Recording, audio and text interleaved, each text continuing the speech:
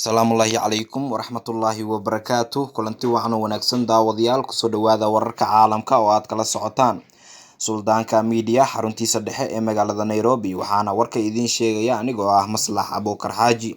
Qodobada warkayga aad ku daawan doontaan ayaa waxaa ka mid ah gudoomiyaha xisbiga wadani Cabdiraxmaan Ciro oo beeniyay arrin laga faafiyay intii uu ku sugnaa magaalada Nairobi. Shan xisbi siyaasadeed oo go'aano xasaasi ah ka soo saaray doorashooyinka 2020. Xarumaha saliidda laga soo saaro ee dalka Sacuudi Carabiya oo weeraro lagu qaaday iyo dayuurado aan cidno wadin oo halkaasi beegsaday.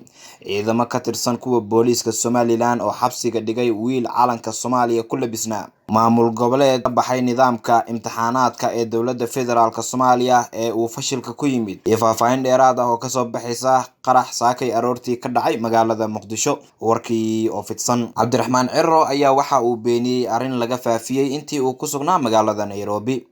Hogaamiyaha xisbiga mucaaradka ah ee wadani Mudane Cabdiraxmaan Maxamed Cabdullaahi Ciro warbaahinta uga waramay intii uu ku sugnaa magaalada Nairobi iyo warar kala duwan oo la faafiyay.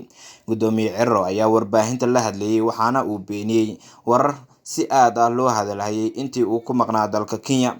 Ciro ayaa waxa uu sheegay inaysan wax kulan ah magaalada Nairobi ku dhex marin safiirada dalalka Mareykanka iyo Qatar u fadhiya Kenya, balse wuxuu xaqiijiyay in kulan uu la qaatay wafdiyo kale iyo safiiro kale oo caalami ah.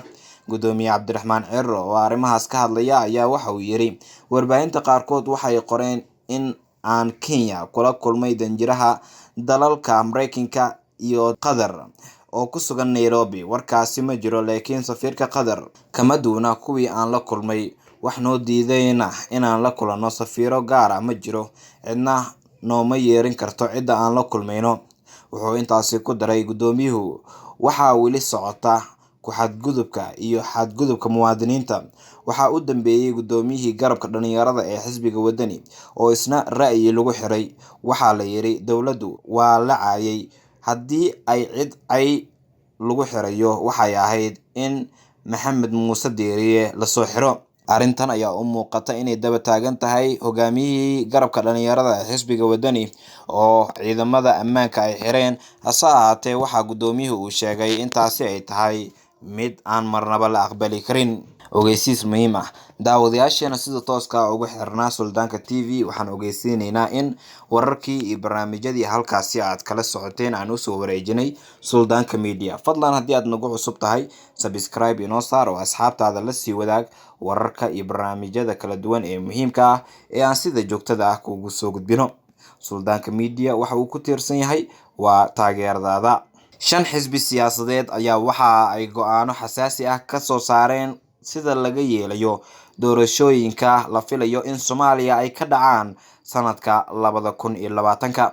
War-saxaafadeed ay maanta si wadajir ah u soo saareen shan ka mid ah xisbiyada siyaasadeed ee dalka ka jira ayaa waxa ay ku cadeeyeen mowqifkooda ku aadan nooca doorasho ee dalka ka dhacaysa iyo sida ay u dhacayso, iyagoona sheegay in waqtigii doorashada lagu balmay ay dhacdo.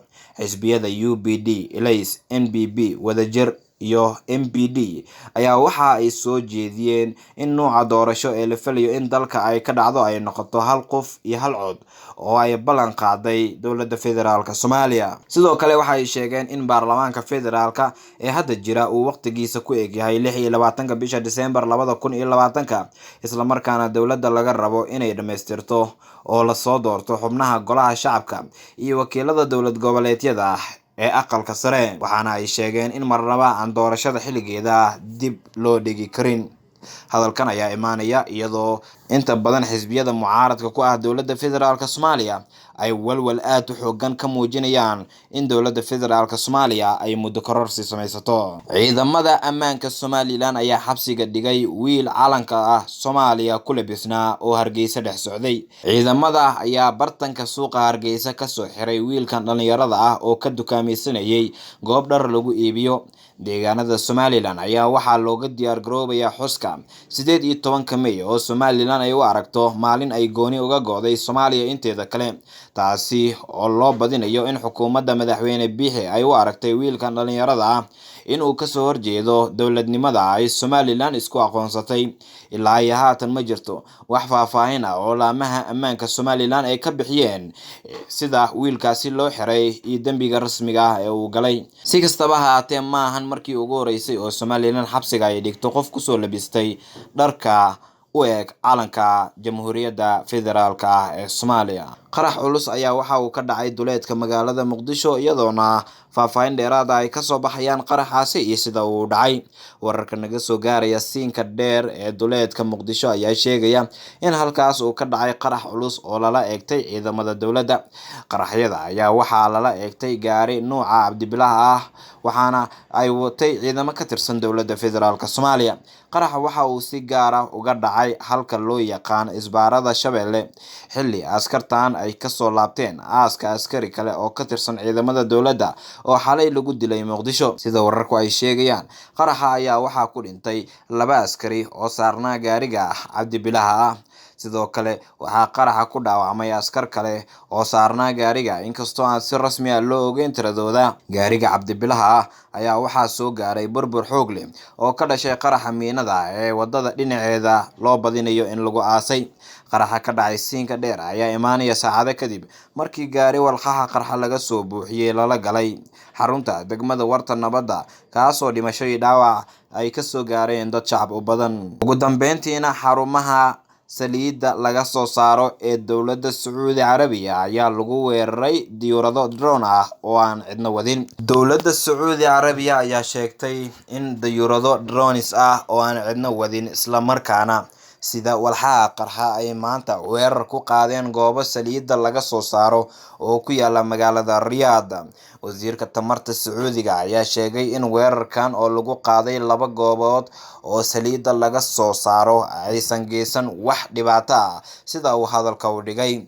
Khalid Al-Falih ayaa war ay baahisay warbaahinta dowladda ku sheegtay in weeraradan ay halis ku yihiin qaybta saliidda caalamka, isla markaana loo baahan yahay in laga hortago. Argagixisada ka dambeysay ficiladan oo ay ku jiraan kooxda Xuutiyiinta dalka Yemen ka dagaalanta iyo Iiraan ayaa waxa ay saameyn ku leeyihiin weerarkan. Telefishinka Xuutiyiinta ee Masira ayaa sarkaal militari ka soo xigtay in Xuutiyiinta ay weerar ku qaadeen goobo muhiim ah oo ku yaala Sacuudi Carabiya. Isbahaysiga Sacuudiga ee uu hogaaminayo ee Xuutiyiinta dagaalka kula jira gudaha dalka Yemen ayaa waxa ay yihiin kuwo cadaadis xooggan wajahaya, iyadoona dhowr jeer oo hore kooxaha Xuutiyiinta ay gantaalo ku tuureen dalka Sacuudi Carabiya. Inkastoo Sacuudiga ay difaaceen gantaaladaasi, haddana waxaa muuqata walwalka laga qabo in kooxdan ay si joogto ah u sameeyaan weeraro aad khasaaro u geysan kara. Weeraradan ayaa la filayaa in kooxda Xuutiyiinta ay saameyn ku leeyihiin, balse ma jirto warar intaasi dhaafsiisan. Weerarka maanta ayaa yimid maalin kadib markii Sacuudi Carabiya ay sheegtay in 2 ka mid ah maraakiibteeda saliidda qaada ay waxyeello xooggan kasoo gaartay weerar arbushaad ah oo haddii lagu qaaday maraakiibtaasi oo ku sugan xeebta Imaaraadka Carabta. Wararkii caalamkana waa naga intaa.